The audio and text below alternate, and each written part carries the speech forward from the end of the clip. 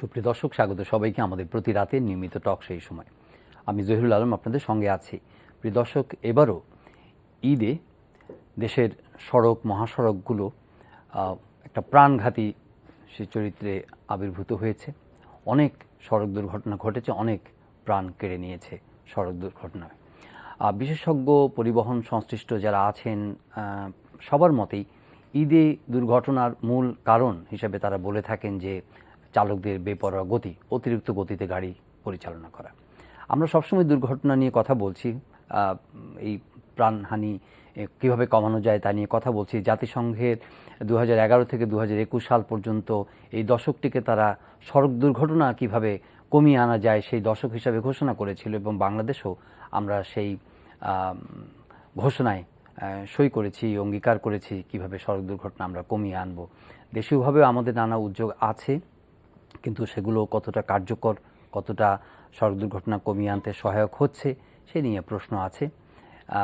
তবে উদ্বেগও আছে এই যেভাবে সড়ক দুর্ঘটনা বাড়ছে। আমরা এই বিষয়টি নিয়ে আজকে আলাপ করবার জন্য স্টুডিওতে দুজন অতিথিকে আমন্ত্রণ জানিয়েছি। আমরা জানি যে সরকারের পক্ষ থেকে নানা সময় বিভিন্ন উদ্যোগের কথা বলা হয়, সড়কের বাঁক সোজা করার কথা বলা হয়, সড়ক সম্প্রসারণের চেষ্টা করা হয়, গতি নিয়ন্ত্রণের জন্য তাদেরকে নানা রকম পরামর্শ বা নির্দেশনা দেওয়া হয়, কিন্তু কতটা মানা হচ্ছে সে নিয়ে আলাপ করব। স্টুডিওতে আজ আছেন অধ্যাপক মোয়াজ্জেম হোসেন, তিনি বাংলাদেশ প্রকৌশল বিশ্ববিদ্যালয়ের সড়ক দুর্ঘটনা ইনস্টিটিউটের পরিচালক। স্বাগত আপনাকে। রয়েছেন সাংবাদিক নাইমুল ইসলাম খান, স্বাগত আপনাকেও। আপনি সড়ক দুর্ঘটনা ইনস্টিটিউটের পরিচালক হিসেবে কাজ করছেন, অনেক রিসার্চ করেছেন। আমরা একটা রিপোর্ট দেখে আসি, এই চিত্র মানে এই সময়ে সড়ক দুর্ঘটনার চিত্রটা কি সেটা একটু দেখে আমরা আলোচনায় যেতে চাই। সড়ক দুর্ঘটনায় প্রায় প্রতিদিনই প্রাণ হারাচ্ছে মানুষ। দুর্ঘটনা গবেষণা ইনস্টিটিউটের তথ্য অনুযায়ী 1998 সাল থেকে 2012 সাল পর্যন্ত 14 বছরে সড়কের দুর্ঘটনা ঘটেছে প্রায় 50,000, যাতে প্রাণ গেছে 42,500 মানুষের। রাজনৈতিক হানাহানি বা প্রাকৃতিক দুর্যোগের চেয়েও বাংলাদেশে সড়ক দুর্ঘটনায় মৃত্যুর হার অনেক বেশি।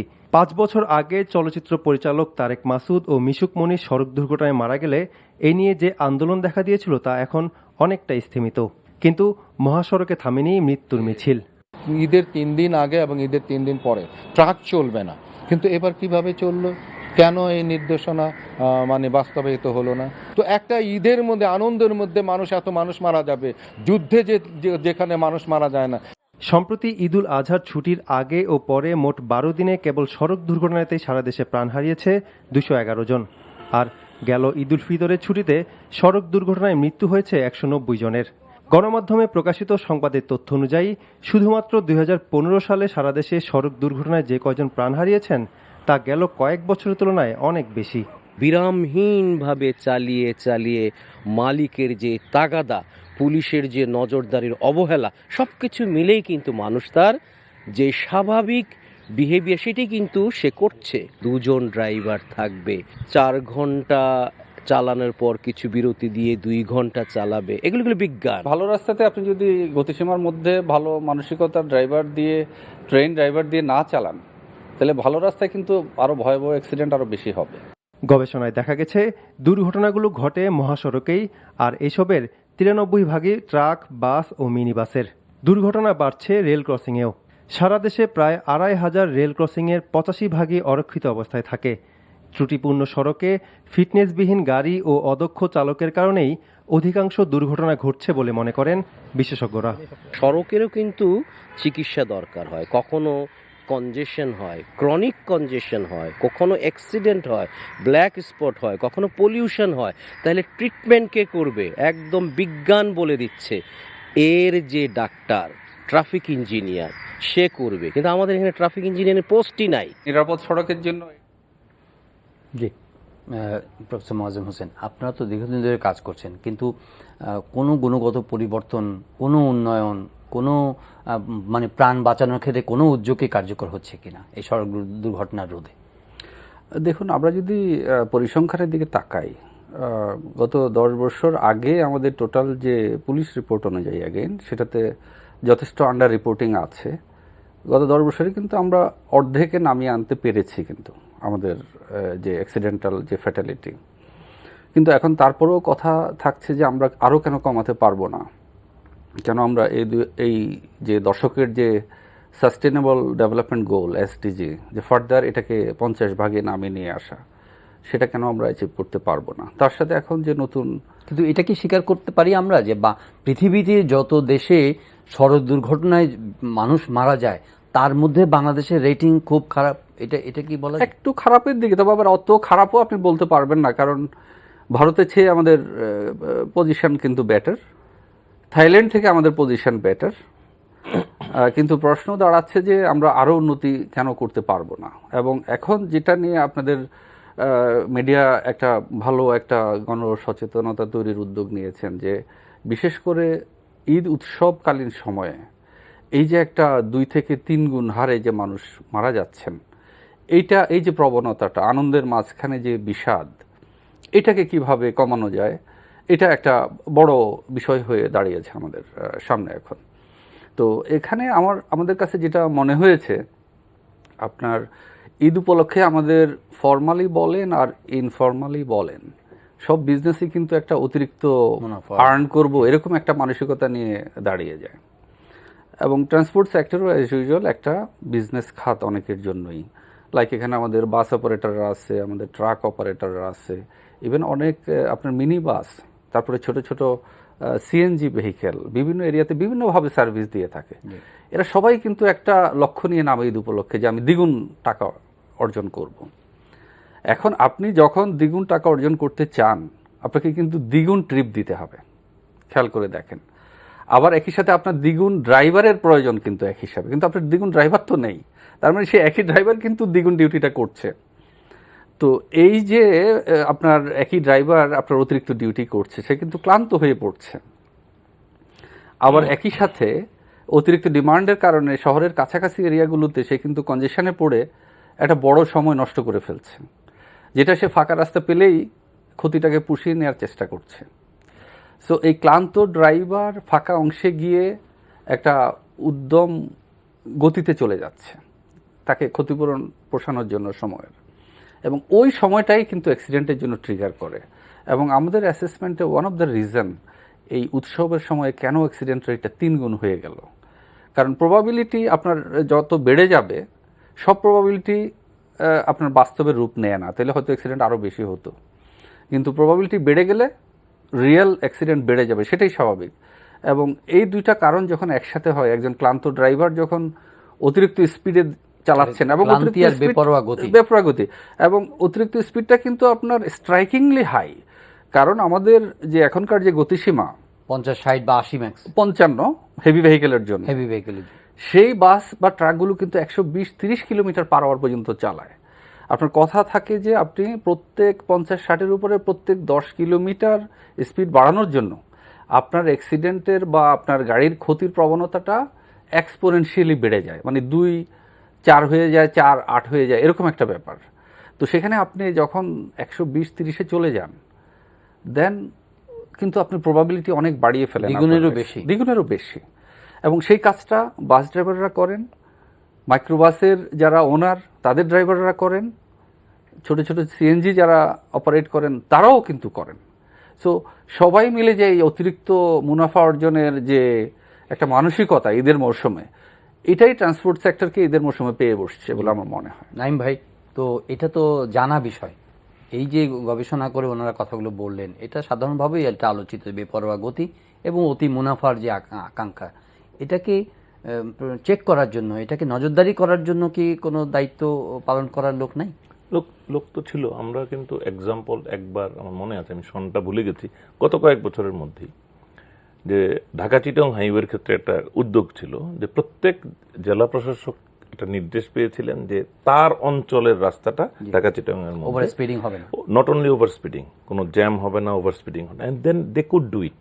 মানে তাদেরকে যখন ইন্টেন্স ওই রকম একটা ডাইরেকশন দেওয়া হয় যে তোমার আর কোনো কি কাজ আছে তা জানি না, তুমি এইটা মেনটেন করবা, দে কুড মেনটেন। ওই বছর এই সমস্যাটা হয় না। এখন বরং জনাব মোয়াজ্জেম কিন্তু কথাটা ক্লিয়ার করেছেন, আমরা যত ভালো রাস্তার দিকে যাচ্ছি, যত মূল রাস্তায় ঢুকে মানে যেখানে জ্যাম আছে সেখানে কিন্তু অ্যাক্সিডেন্টের ভয় নেই। We have to understand. তো তার মানে জ্যাম থাকাই ভালো ছিল, কারণ গাড়ির স্পিড ওইভাবে উঠবে না, ঢাকা শহরের ভিতরেও বাইরেও। যে কোনো জায়গাতেই। এখন যখনই জ্যামটা থাকছে না, একটা জ্যামে সময় নষ্ট হচ্ছে, সো এটা তার সে রিকভার করার চেষ্টা করে। তো উনি বললেন যে ক্লান্ত ড্রাইভার, শুধু ক্লান্ত না, কিন্তু ক্লান্ত দিয়ে কাভার করা যায় কথাটাকে, অনভিজ্ঞ ড্রাইভারও আসে। ওই যে বললো না যে অতিরিক্ত ইয়ে করার জন্য, তখন হয়তো ড্রাইভাররা ঈদের সময় সে নিজের ঈদ কেনাকাটা করার জন্য অ্যাসিস্ট্যান্টকে গাড়িটা ছেড়ে দিয়ে চলে গেছে। This is how they learn and this is how we also we suffer. এই যে মানে ট্রায়াল অ্যান্ড এরারের ভিতর দিয়ে আমাদের যে সিস্টেম তৈরি হচ্ছে, দেখেন আমাদের এখানে আপনি হয়তো আপনি জানেন, বাংলাদেশে কিন্তু ড্রাইভার তৈরি করার প্রশিক্ষকই এনাফ নাই, অল্প কয়জন সার্টিফাইড ট্রেনার। আমি যদ্দূর জানতাম কিছুদিন আগেও এটা অ্যাবাউট 2 ডজনস ছিল in the whole of the country. এবং বাংলাদেশে কোনো ফর্মাল ট্রেনিং ছাড়াই তো ড্রাইভাররা আসলে হইতেছে। সুতরাং তার মানে কি, সে তো আসলে ট্রাফিক রেগুলেশনস তার কোনো দায়িত্ব বোধই তার নাই, আইন কানুন তো জানিই না। সো তারপরে আবার যখন সেটা দিচ্ছে, এটা ওই তার শিক্ষানবিশের কাছে, মানে ড্রাইভার নিজেই পাক্কা না, সে দিচ্ছে আবার তার একজন হেল্পারের কাছে। এটা তো ডিভাস্টেটিং রেজাল্ট হয়, এবং সেটাই হচ্ছে। এবং এটা জানার কথা। এখন জানার কথাটা তো আপনাকে রেগুলেট করতে হবে, তাহলে এগুলি মনিটরিং থাকতে হবে। সোজা কথা, এটা management problem. Now this is one of the 2 issues in management. কিন্তু আরো আছে। এই রাস্তাটার মধ্যে আমরা বলতেছি হাইওয়ে, আমি বহুদিন পরে বা ফর দি ফার্স্ট টাইম এই যোগাযোগ মন্ত্রীকে বলতে শুনলাম যে আমাদের তো হাইওয়েই নাই আসলে। এটা আমরা বহু বছর ধরে বলতেছি, কিন্তু even not being N specialist in this area, but ওনাদের সহবতে এগুলি জেনে বুঝে আমরা জানি যে বাংলাদেশে অ্যাকচুয়ালি কোনো হাইওয়ে নাই। এগুলি ছিল সব ইন্টার ডিস্ট্রিক্ট রাস্তা, এগুলিতে আমরা নামকরণ করছি অথবা লেন বাড়িয়েছি। তো আমি যদি এটাকে হাইওয়ে বলি, তাহলে আমার ওই উপজেলা থেকে উপজেলায় যাওয়ার রাস্তা কই? রাস্তা নাই। সবাই এটার উপরে ওঠে, রিক্সা ওঠে, বাইসাইকেল ওঠে, গরুর গাড়ি ওঠে, হোয়াট নট, বটবটি ওঠে। সো এখন এই যে আমি যে তীব্র গতিতে চালাচ্ছি, হঠাৎ করে একটা হয়তো গরুর গাড়ি আসলো বা রিক্সা ভ্যান আসলো, যেটা আমি আর সামাল দিতে পারলাম না, উই মিট অ্যান অ্যাক্সিডেন্ট। এই যে মাইক্রোবাসগুলি, অনেক সময় প্রাইভেট গাড়ি বাড়তেছে সংখ্যায় যে বাড়তেছে, ঈদের সময়গুলিতে জেনারেলি সব ড্রাইভাররা ছুটিতে যায়। তখন মালিক বা মালিকের ছেলে যারা আনারি, শহরের ভিতরেরও অ্যাক্সিডেন্ট ঘটায়, তারা লং ড্রাইভেও যায়, সেখানেও অ্যাক্সিডেন্টের একটা কারণ হয়। সো এইরকম আমরা যদি বলতে যাই, honestly speaking, because of the journalistic experience, I can give a host of reasons যেগুলি আমাদের একটা কিউমুলেটিভ এই রেজাল্টটা দেয় যে শত শত লোক মারা যায়। It is not one single reason. আপনি if you go and research into each and every single incident of accident, then you will find a unique story why this accident occurred, why a separate accident occurred. It will not be the same story, and all those stories together will give you dozens of reasons কেন এই অ্যাক্সিডেন্টগুলি আমাদের হয়। এবং এবং আপনি যখন আবার ওইগুলি নিয়ে আলোচনা করবেন, দেখবেন যে এর মানে বৃহৎ অংশই আমরা নিয়ন্ত্রণে রাখতে পারতাম। তারপরে এটা তো অ্যাক্সিডেন্ট হওয়া।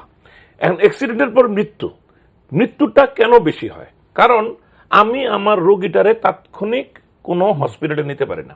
ঢাকা চিটাগং হাইওয়েতে তাও 2-1টা করা হয়েছিল, ওই যে অর্থোপেডিক হসপিটালের মতো, মানে ট্রমা সেন্টারের মতো করা হয়েছে। কিন্তু ট্রমা সেন্টার করা হয়েছে, কিন্তু রোগীটাকে নিয়ে যাওয়ার তো কোনো ব্যবস্থা নাই। ইভেন একটা গাড়ি যখন একটা গাড়িকে অ্যাক্সিডেন্ট করে, তখন এটাকে সরানোর জন্য মানে প্রয়োজনীয় সংখ্যক ওই যে কি বলে এগুলিকে, রেকার নাই। অথচ এই ধরনের হাইওয়েতে নির্দিষ্ট দূরত্ব অন্তর রেকার মানে সব সময় থাকা উচিত, অপেক্ষমান, উইথ এ মোবাইল ফোন, যে খবর পাইলে রিকভারি টিম। কারণ এই মানে রেকার এবং একটা অ্যাম্বুলেন্স দ্রুত চলে আসা উচিত। একটা হলো মানুষ বাঁচানোর চেষ্টা করা, যেটা আমরা করতে পারি না, ওই রক্তক্ষরণে দ্রুত মারা যায়, পৌঁছানোর আগেই মারা যায়। সো এটা একটা, আপনি যদি এই আলোচনায় ঢুকেন না, আমাদের পার্সোনাল এক্সপিরিয়েন্স, কারণ আমি দেখেন অ্যাক্সিডেন্ট অনেক রকম, আমাদের এখানে অনেক রকম প্রবলেম ছিল। আমি ঢাকা ময়মনসিংহ রোডে একদিন বাসে যাচ্ছি, আমার সামনের লোকটা, ওই এটা অভ্যাস ছিল, নন এসি গাড়ি তো, মাথায় হাত দিয়ে ঘুমাচ্ছে ওই জানলাতে। হঠাৎ করে দেখলাম আমার গায়ের মধ্যে রক্ত। তো আমি বুঝতে পারি না where is it coming from, কিচ্ছু না, আমার সামনের লোকটা মারা গেল, তার মাথা ফেটে রক্ত আমার গায়ে পড়লো, কেউ ঢিল দিছে রাস্তার পার থেকে কেউ। তো এগুলি অন্যরকম সমস্যা। সড়ক পথে আমাদের এরকম সমস্যাও ছিল, ট্রেনে এক সময় ঢিলাঢিলি ছিল। ওই সময়টা আমরা পেরিয়ে এসেছি, ওইখানে কিন্তু ম্যানেজমেন্ট ইন্টারভেনশন হয়েছে। কিন্তু এই অ্যাক্সিডেন্টের ব্যাপারে আমরা কিন্তু জাতীয় জাগরণ তৈরি করা দরকার। যে এই যে একটা আমাদের রিপোর্টে বললেন যে মিশুক মুনির এবং তারেক মাসুদ মারা যাওয়ার পরে এক ধরনের একটা জাগরণের কথা যেটা বলা হয় নিরাপদ সড়কের আন্দোলন। আমি একটু অ্যাড করি যে আপনারা ইলিয়াস কাঞ্চনের ইন্টারভিউ করেছেন। অ্যাকচুয়ালি ইলিয়াস কাঞ্চনের স্ত্রী মারা যাওয়ার পর he has almost dedicated his life এটা নিয়ে। সুতরাং তার মৃত্যুটাও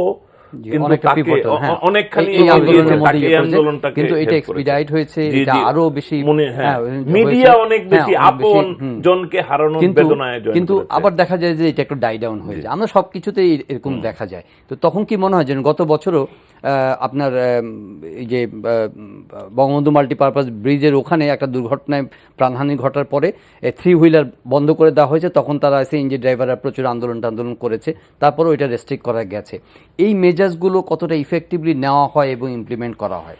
দেখুন, আমরা অনেক দিন থেকেই বলে আসছি আমাদের রোডস অ্যান্ড হাইওয়েজ ডিপার্টমেন্টকে এবং টু সাম এক্সটেন্ট এলজিডির যারা আছেন রুরাল রোড অথরিটি, ওনাদেরকেও বলে আসছি যে আপনি শুধু একটা ইনফ্রাস্ট্রাকচার বানাবেন, সিমেন্ট, রড, ব্রিক, সেটার মধ্যেই সীমাবদ্ধ থাকবেন, এটা কিন্তু যথেষ্ট নয়।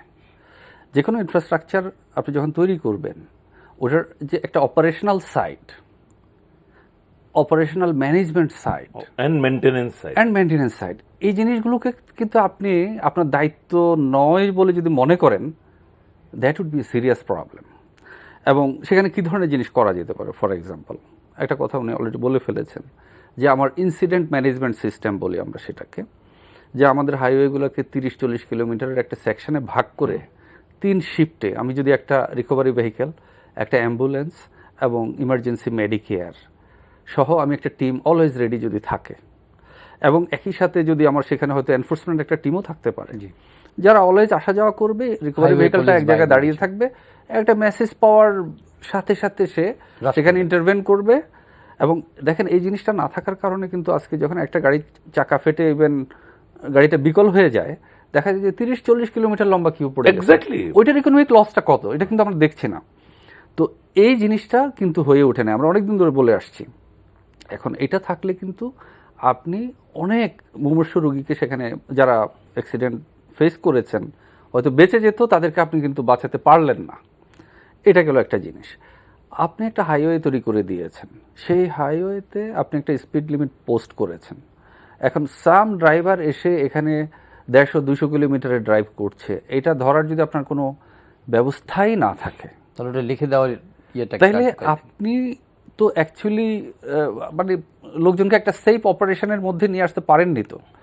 তো আপনি দেখেন, যেখানে শিক্ষিত ড্রাইভার এবং ডিসিপ্লাইন্ড সোসাইটি, সমস্ত ইউরোপিয়ান কান্ট্রি, জার্মানি, ইউকে, সবারই হাইওয়েগুলোতে কিন্তু আপনার ডিজিটাল স্পিড এনফোর্সমেন্ট ক্যামেরা বসানো আছে। এবং সেখানে যেই আপনি স্পিড লিমিট থেকে 5 কিলোমিটার 10 কিলোমিটার বেশি হয়ে যাবেন, আপনার কিন্তু রেকর্ডেড হয়ে যাবে, এবং আপনার উচ্চ অঙ্কের জরিমানা এবং আপনার ড্রাইভিং লাইসেন্সে একটা নেগেটিভ পয়েন্ট, এবং এরকম 3-4টা নেগেটিভ পয়েন্ট পড়লে কিন্তু আপনার ড্রাইভিং লাইসেন্স ক্যান্সেল। তো আজকে যে ডিজিটাল প্রযুক্তি এত সস্তা হয়ে গেল, আমরা কিন্তু এই সচেতনতাটাকে কাজে লাগিয়ে আমাদের মোটিভটাকে সেদিকে নিয়ে যেতে পারি। আমরা যদি এভরি 3-4 কিলোমিটারে যদি এরকম একটা ক্যামেরা বসিয়ে দিই, এবং সেখানে যদি ড্রাইভাররা যদি সেই জিনিসটা জানে যে আমি কিন্তু ধরা পড়ে যাব। মুয়াজ্জেম ভাই, আমি আপনাকে শুধু হেল্প করার জন্য বলি, এটাও দরকার নাই, কিন্তু আমাদের অ্যাক্সিডেন্টের জায়গাগুলি জানা আছে।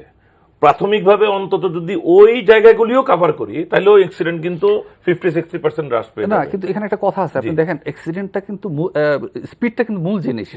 আমাদের ডেটায় বলে 80% of the accident happens in a straight road. খেয়াল করে দেখেন, in good weather condition, in daylight, কারণ সবাই তখন মানে মনের আনন্দে নো চালায়। Extreme situation. তার মানে কি, আপনি তার স্পিডকে যদি না কিল করতে পারেন, হি উইল কিল ইউ।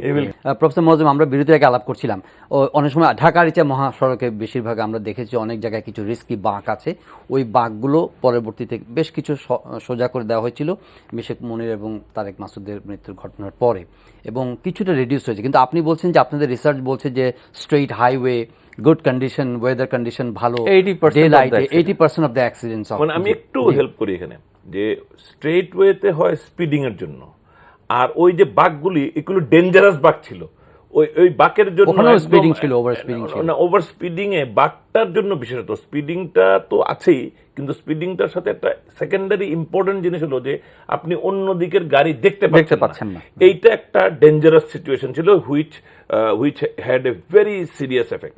ওই জন্য ওইগুলি কিছুটা স্ট্রেটেন করা, সেটাও কারেক্ট, কিন্তু উনি যেটা বলছেন যে দীর্ঘক্ষণ যদি একটা সোজা রাস্তা থাকে এটা ডেঞ্জারাস। জি। দেখুন, এখানে যে কথাটা আমরা শুরুতেই বলছিলাম যে আপনি শুধু স্ট্রাকচারটা বানিয়ে দিয়ে চলে আসবেন, এই ধারণার থেকে বা এই ধরনের অ্যাটিটিউড থেকে বের হয়ে আসতে হবে। যে আপনি কিন্তু আমরা তো আসি নাই। আপনি- না, আপনি আমরা বল- আপনি বলে বলছেন, যাচ্ছি কিন্তু। আমরা তো আসি নাই, আমরা তো বলছি যে আমরা সবকিছু আমাদের নজরদারির মধ্যে আছে। না না না, এটা এমনি আমি বলে। রিসেন্ট টাইমেও কিন্তু আরএসডিতে প্রেজেন্টেশন দিয়েছি যে ওনাদের কি করা উচিত। আরও আগে থেকে চিফ ইঞ্জিনিয়ার মহোদয়দের সাথে পরিচয় আছে, বিভিন্ন সময় বলে আসছি। ইভেন আপনি একটা 4 লেন হাইওয়ে বানালেন, তার প্রত্যেক 2-3 কিলোমিটার পর পর বাজার বসে গেছে, সে বাজারের জন্য কনজেশন হয়, সেই কনজেশন থেকে বের হয়ে তারপরে গিয়ে কিন্তু ওভার স্পিডিংটা করে সময়টা বাঁচে, তাহলে ইনডাইরেক্টলি কিন্তু আপনি দায়ী কিন্তু। তাহলে আপনি এত টাকা খরচ করে ন্যাশনের আপনি হাইওয়ে বানালেন, সেই হাইওয়েতে বাজার বসে গেল, সেই বাজার যাতে না বসে এটা দেখার দায়িত্ব কিন্তু আপনার। এই মানসিকতাটা কিন্তু, দায়িত্বটা কিন্তু নিতে হবে। এবং যদি আপনার সেই ধরনের ব্যবস্থা, আপনি ম্যানেজমেন্ট সিস্টেম দাঁড় করান, আপনার প্রত্যেক ঘন্টায় একবার আপনার দরকার পড়লে আপনার যে মনিটরিং টিম তারা আসা যাওয়া করবে। কারণ আপনার 50-60 বিলিয়ন ডলারের আপনার আমাদের হাইওয়ে নেটওয়ার্কের ভ্যালু, সেখানে যদি এটাকে মনিটর করতে গিয়ে আমার $500 বিলিয়ন ইনভেস্ট করতে হয়, তা দিয়ে যদি আমি বেটার অপারেশন পাই, এটার ইকোনমিক রিটার্ন হবে আপনার 20 টাইমস। তো এই জিনিসগুলোকে এখন কিন্তু আপনি যে আনফরচুনেটলি ইকোনমিক রিটার্নের কথা বলছেন, ইকোনমিক লসটাকে কি আমরা আদৌ আমাদের মতো ইকোনমিতে ডেফিনেটলি আছে, কিন্তু এটা হিসাব করি না, হিসাব তো আছে। আপনার গ্রস হিসাব শুনলে তো আরও মানে আটকে উঠবেন আপনি। আমাদের অ্যাক্সিডেন্টাল লস কিন্তু অ্যাভারেজ হিসাবেও বৎসরে 40,000 কোটি টাকা, জিডিপির 3%। তো এইখান থেকে আমরা গ্র্যাজুয়ালি বের হয়ে আসার জন্য তো আমাদেরকে soft investment, hard investment, management investment এগুলো করতে হবে। কারণ সেটা না করে বসে থেকে আমি যদি অনেক কথা বলি তাহলে কিন্তু কাজ হবে না। যেমন আমরা যে ক্যাম্পেইনটা আমি এই মুহূর্তে করছি, যে আমাদের ডিজিটাল ইন্টারভেনশন, জি, কারণ ডিজিটাল টেকনোলজিটা গ্লোবালি এখন সস্তা হয়ে গেছে। আপনি যে টেলিভিশনটা আগে 2 লাখ টাকা দিয়ে কিনতেন, সেটা এখন আপনি 20,000 টাকা দিয়ে কিনতেছেন। তো এই যে একটা সুবিধা, মোবাইল ফোনের রাখি, মোবাইল ফোনের কি অবস্থা, এটা কিন্তু আপনাকে ধরতে হবে। এবং আমাদের হাইওয়ে নেটওয়ার্ক কিন্তু, মেজর হাইওয়ে নেটওয়ার্ক কিন্তু অ্যারাউন্ড 3,000-3,500 কিলোমিটার। আপনি অ্যারাউন্ড 1,000 ক্যামেরা দিয়ে কিন্তু আপনি কভার করে ফেলতে পারেন ন্যাশনাল হাইওয়ে নেটওয়ার্ক। এটা হার্ডলি আপনার কত 600-700 কোটি টাকা হয়তো যাবে, আরও কমও যেতে পারে যদি আপনি লোকালি টেকনোলজিটাকে ডিভাইস করেন। তো কেন আমরা এটা এটা দিয়ে একটা ইন্ডাস্ট্রি ডেভেলপ করে ফেলানো যাবে, আবার জব ক্রিয়েট হবে জব ক্রিয়েট হবে। এবং আপনি টেকনোলজিক্যালি আগে গেলেন। না না না, অনেস্টলি তাই হবে। না, আমার একটা উদ্দেশ্য হলো যে আমরা সলিউশন দেখাতে চাই। জি। প্রবলেম আছে, দিস ইজ দ্য সলিউশন, এবং এটা আমাদের মিনসের মধ্যে। So let's talk it time and again, so that আমাদের অথরিটিরা, ঠিক আছে, আমাদের যোগাযোগ মন্ত্রী দুঃখ প্রকাশ করেছেন, সচিব দায়িত্ব মহোদয় বলেছেন নিয়েছেন। কিছু একটা করা দরকার, আমরা দেখাচ্ছি দিস ইজ দ্য ওয়ে। এবং এটা কিন্তু ম্যাচিউর টেকনোলজি। আপনার সিঙ্গাপুরে যান, আছে গত 20 বছর ধরে, ইউকেতে আছে গত 20-25 কিন্তু বছর আপনি একটু ধরে। আগে বললেন যে থাইল্যান্ডের রেকর্ড আমাদের চেয়ে খারাপ, ব্যাপারটা কিন্তু অন্য। তাদেরকে ডিজিটাল ব্যাপারটা অন্য জায়গায়, ড্রিঙ্কিং অ্যান্ড ড্রাইভিং। তারা ড্রিঙ্ক, আমাদের রিলিজিয়ন কিন্তু আমাদেরকে এই ক্ষেত্রে অনেকটা একটু কম বাঁচিয়ে আমাদের। দিয়েছে। আপনার থাইল্যান্ডে যে ওদের যে সংক্রান্তি উৎসব, ওই একদিনেই কিন্তু ওদের 1/4 মরে যায়। একদিন এটা আমাদের বৈশাখী উৎসবের সাথে সমান্তরাল exactly, হয়, জিনিসটা ভয়ঙ্কর। ভয়ঙ্কর ব্যাপার। মদ্যপান করে এই যা হয়, এটা কিন্তু বিশাল আয়োজনের পর, গত বছর তো তারা মনে হয় রাষ্ট্র পুরোটা নেমে গেছিল নিয়ন্ত্রণ করার জন্য, তারপরও পারে নাই। আল্লাহ চাইতো আমাদের ড্রিঙ্কিং ড্রাইভিং কিন্তু 1% বা নিয়ার টু দ্যাট, এই দিক থেকে আমরা মানে ওই কিন্তু খুব ভালো কারণের আছি। ক্ষেত্রে এটা আমাদের একটা ইতিবাচক। এটা আমাদের যে কারণে আমরা কিন্তু এতটা ভালো আছি। কিন্তু আমরা এই যে এই ম্যানেজমেন্টগুলো যদি আমরা অ্যাডপ্ট করি, স্পেশালি এই যে ডিজিটাল টেকনোলজি যেটা আমাদের এখন ক্রয় ক্ষমতার মধ্যে চলে এসছে, আমি মনে করি আমরা সিগনিফিক্যান্ট ইমপ্রুভ করব। আমরা দুইটা ক্ষেত্রে আল্লাহর রহমত হিসেবে এটা মানে ধর্মীয় মূল্যবোধটা কাজে লাগছে। একটা হলো ড্রিঙ্ক ড্রাইভ মানে অ্যাক্সিডেন্টে, আর একটা হলো এইচআইভি এইডস যে আমাদের এখানে যে ব্যাপক হয় নাই, মূলত কিন্তু আমাদের সমাজে যে এখনো ধর্মের যে প্রভাবটা ইতিবাচক যেটুকু আছে তার একটা বড় কন্ট্রিবিউশন। ইকোনমিক লসের কথা বলছেন, কাগজে কলমে 40,000 কোটি টাকা এবং জিডিপির অলমোস্ট 3%, তাই না? কিন্তু এটা আমাদের পলিসি মেকাররা এই লসটাকে হিসাবের মধ্যে নিয়ে কোনো এখন আপনার কি বিশ্বাস হয় যে আমাদের পলিসি মেকাররা ওনাদের সাথে বসে? আমাদের রিয়েল পলিসি মেকাররা বসে না। এখানেই কিন্তু মিডিয়ার দায়িত্বটা আসে।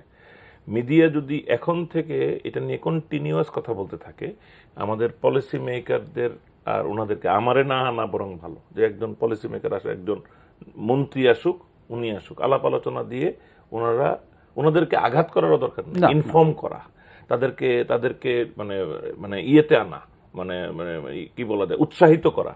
এইভাবে করতে করতে কিন্তু মিডিয়াগুলো নানান রকম উদ্যোগ নেয় আজকাল, রাউন্ড টেবিল করে।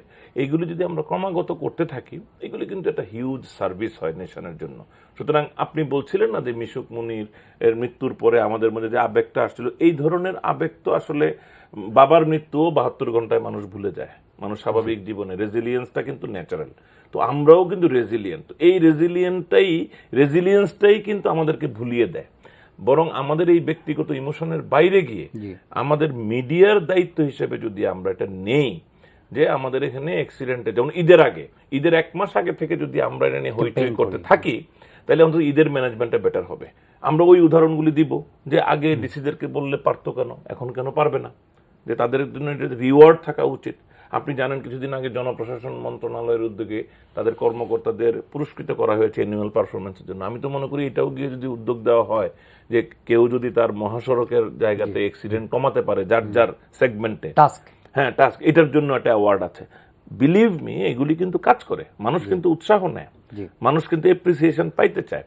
তো এই ধরনের বহুমুখী প্রচেষ্টা। আর উনি যেটা বলেছেন যে এই দেখেন রাস্তার মনিটরিং, ম্যানেজমেন্ট, এগুলি যে আলোচনা হলো, একটা অ্যাক্সিডেন্টের খুব সামান্য কারণ হয়। ধরেন গাড়িটা যখন যাচ্ছে, হঠাৎ করে আমাদের রাস্তা এবং তার পাশের যে মাটির অংশটাতে অনেক সময় ডেঞ্জারাস সিচুয়েশন থাকে। কি হয়? 1 ফিট নিচে, এটাও কিন্তু একটা ম্যানেজমেন্ট প্রবলেম। এটা ম্যানেজমেন্ট প্রবলেম, মনিটরিং প্রবলেম। এই যে জিনিসটা, এই চাকাটা যদি একটু ফসকে যায়, সঙ্গে সঙ্গে গাড়িটা উল্টে, আর এটা পৃথিবীর বেস্ট অফ দি বেস্ট ড্রাইভারও আর এটা ম্যানেজ করতে পারবে না। This is the kind of problem যেগুলি আমাদের রাস্তাগুলিতে হয়, আমরা যেগুলি খেয়াল করি না। আপনি কিছু পরামর্শের মধ্যে, যেমন প্রধান পরামর্শ হিসেবে আপনি বলছেন মহাসড়কগুলোতে একটু ডিজিটাইজেশন করা, ক্যামেরা ইন্ট্রোডিউস করা, যদি যেহেতু ক্রয় ক্ষমতার মধ্যে আছে 500-600 কোটি টাকা বা আরো কমেও যেতে পারে যদি লোকালি ডিভাইস করা যায়। কিন্তু এর চাইতে সহজ, যেটা অ্যাডাপ্টেবল, সচেতনতামূলক আর কি পরামর্শ আপনারা রাখেন? মানে অবভিয়াসলি এর পরবর্তী অ্যাডভাইসে আমার হবে, আমাদের যে ড্রাইভার ট্রেনিং এর যে সমস্যাটা রয়ে গেছে, যেটা নাইম ভাই শুরুতেই বললেন, যে কোনো ফর্মাল এডুকেশন সিস্টেম নাই। আমরা কিন্তু অ্যাক্সিডেন্ট রিসার্চ ইনস্টিটিউট থেকে ড্রাইভার ট্রেনিং ম্যানুয়াল তৈরি করে দিয়েছি, এবং এটা দিয়ে কিছু প্রশিক্ষককে কিন্তু আমরা ট্রেনিংও দিয়েছি। সো সংখ্যাটা হয়তো 50-100-তে এরকম পৌঁছাইছে আর কি এখন। তো এখন গভর্নমেন্ট যদি উদ্যোগী হয়, আমরা হোয়াই নট আমরা সরকারি স্কলারশিপ দিয়ে আমরা 400-500 প্রশিক্ষক তৈরি করে ফেলি। আমি ভাই আরেকটু হেল্প করি এখানে, এই যে আমরা একটু নেগেটিভ উদ্যোগ নিই। আমরা মাঝখানে উদ্যোগ নিয়েছিলাম যে মেট্রিক এসএসসি পাস না হলে ড্রাইভিং লাইসেন্স দেওয়া হবে না। আমি মনে করি এটা কিন্তু নেগেটিভ ছিল একটু, কারণ এক্সিস্টিং ড্রাইভারদের যারা লাগে লাইসেন্স নাই বা ভুয়া লাইসেন্স, তারা কেউ এটা কোয়ালিফাই করে না। বরং আমরা যদি বলতাম যে এক্সিস্টিং সকল ড্রাইভার একটা স্কলারশিপের অধীনে সবাই একটা 7 দিনের 15 দিনের বা এটা ইন্টেন্সিভ ওয়ার্কশপের ভিতর দিয়ে যাবে, তাহলে কিন্তু আমাদের একই রেজাল্ট হবে রে ভাই। তারা কিন্তু গাড়ি চালানো জানে, তারা নিয়ম জানে না, কানুন জানে না, অনেকগুলি জিনিস সেন্সিটাইজেশনের অভাব আছে। এগুলি কিন্তু একটা ওয়ার্কশপ দিয়ে তাদেরকে একটা সার্টিফিকেট দিয়ে দেওয়া যায়, তারা কিন্তু ভালো বোধ করবে। তো আমরা যদি তাদেরকে বাদ দেওয়ার চিন্তা করলেই কিন্তু আন্দোলন সংগ্রাম হয়। কিন্তু আপনি যখন বলবেন যে বাংলাদেশের সকল ড্রাইভারকে জেলা পর্যায়ে একটা ট্রেনিং স্কিমের আওতায় আনা হবে, এটা as a matter of reward, as a matter of gift, তোমাদেরকে সার্টিফিকেট দেওয়া হবে, দেখবেন যে একটা লোকও ধর্মঘট করবে না, এভরিবডি উইল টার্ন আপ। এবং 1 বছর 2 বছরের মধ্যে আমরা কিন্তু এই জায়গাটাকে শক্তিশালী করে ফেলতে পারবো। বিলিভ মি, আমরা কেন জানি মাঝে মাঝে একটু আক্রমণাত্মক হয়ে যাই।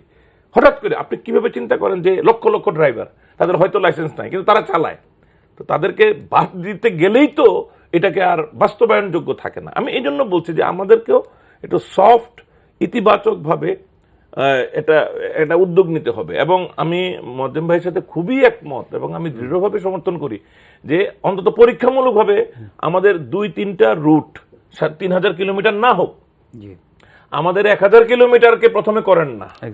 আমরা দেখি না রেজাল্ট যদি ইতিবাচক হয়। ঢাকা শহরে আপনি দেখেন এই যে আংশিক এখন ক্যামেরা বসছে, এখনো তো ফুললি বসে নাই।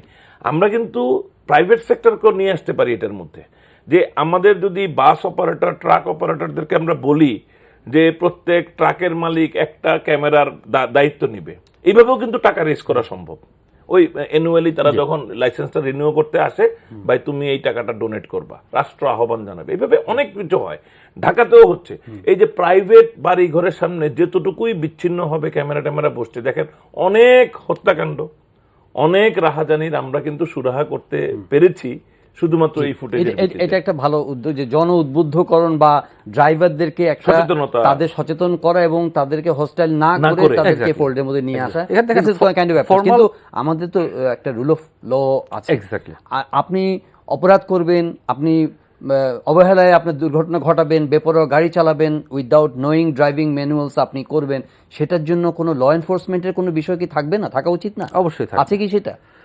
এখন এখানে ল এর এনফোর্সমেন্টের যে প্রক্রিয়াটা, এটা আমরা সবাই জানি যে কতটা দীর্ঘ এবং কতটা পেইনফুল, এবং যে লোক মারা যাচ্ছে বা পঙ্গু হয়ে হসপিটালে পড়ে আছে তার পক্ষ হয়ে কে এই কাজটা করবে। এটা রেকর্ডেড এই পর্যন্ত বোধহয় এক্সাম্পল পাওয়া গেছে যে রিয়েল অর্থে কোনো পানিশমেন্ট দেয়া গেছে আর কি। সো ওই জায়গায় দুর্বলতা কিন্তু রয়ে গেছে। সে কারণে আমাদের ওটা স্ট্রং করে করার একটা প্রক্রিয়া শুরু হয়েছে। আবার এটাকে একটু ডাইলিউট করার নেগেটিভ প্রচেষ্টাও আমরা শুনেছি রিসেন্ট টাইমে। কিন্তু আপনাকে কিন্তু একটা জিনিস বুঝতে হবে যে ইউরোপিয়ানদের মতো এরকম একটা মানে প্রশিক্ষিত ড্রাইভার, ডিসিপ্লিন সোসাইটি, ওখানেও কিন্তু তার হাইওয়ে নেটওয়ার্কে ক্যামেরা ছাড়া সে ছেড়ে দেয় নাই। আর আমি হলাম টোটালি আনট্রেইনড ড্রাইভার, আনডিসিপ্লাইন্ড। তাহলে কিভাবে আপনি তাদেরকে এইভাবে ছেড়ে দিতে পারেন? এটা কি সম্ভব?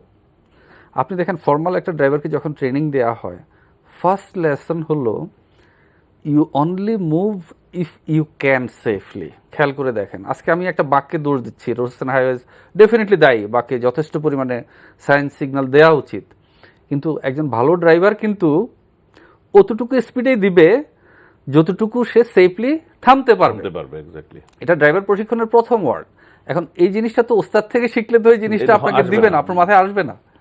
তো এই যে আমরা এরকম একটা বই তৈরি করেছি, এটার মধ্য দিয়ে গেলে এই ধরনের প্রশিক্ষিত ড্রাইভার তৈরি হলে আমরা গ্রাজুয়ালি ওই দিকে যাব। কিন্তু আজকে যদি আমরা এই ইলেকট্রনিক এনফোর্সমেন্ট সিস্টেমটা চালু করতে পারি, আমরা খুব দূরের একটা রেজাল্টকে আমাদের কাছাকাছি নিয়ে আসতে পারবো। এই জিনিসটা এই জন্য আমি ক্যাম্পেইন করছি। না, আমার মনে হয় যে এটাই, আমি যে আপনি বললেন যে আমি বললাম যে তাদেরকে স্কিমের আওতায় আনা, এটা আপনি 5 লক্ষ ড্রাইভারকে একসাথে আইনের আওতায় আনতে পারবেন না, পৃথিবীর কোথাও আনা যায় না। এখানে এটা যদি ব্যতিক্রম হইতো আপনি আইনের আওতায় আনতে পারবেন। যেখানে ড্রাইভারদের 80%ই হলো বেআইনি, আপনি এটা ল এনফোর্স করতে পারবেন না, পৃথিবীর কোথাও করা যায় না। তাহলে ধরে নিতে হবে আমার সোসাইটিরই এটা অপরাধ, তাদেরকে আমরা এখনো আনট্রেন্ড রেখেছি।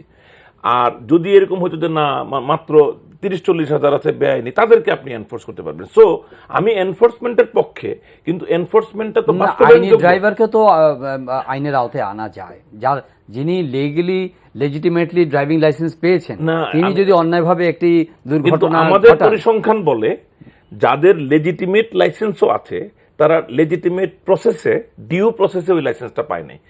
লাইসেন্সটা লেজিটিমেট, লার্নিং হয় নাই, ডিউ প্রসেসে হয় নাই। এটাই হলো 90% আমাদের। তো আমি এই জন্যই বলছি যে I am in favour of law enforcement. এটা রুল অফ ল থাকতে হবে, কিন্তু রুল অফ লর আগে রাজনীতিতেও হয়। আমরা যখন বলি 10 জন মানুষ আসলে, 1000 মানুষ আসলে পুলিশ গ্রেফতার করতে পারে, 18,000 পুলিশ গ্রেফতার করতে পারে, গণগ্রেফতার নাম দিয়ে হলো।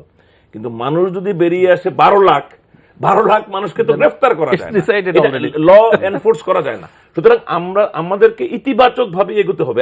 এবং আপনি দেখবেন কে মরতে চায় ভাই, একটা ড্রাইভারও মরতে চায় না, তারও বাচ্চা আছে, ফ্যামিলি আছে। সো আমরা যদি তাদেরকে পজিটিভ অ্যাপ্রোচে যাই, কাজটা সহজ হবে কিন্তু।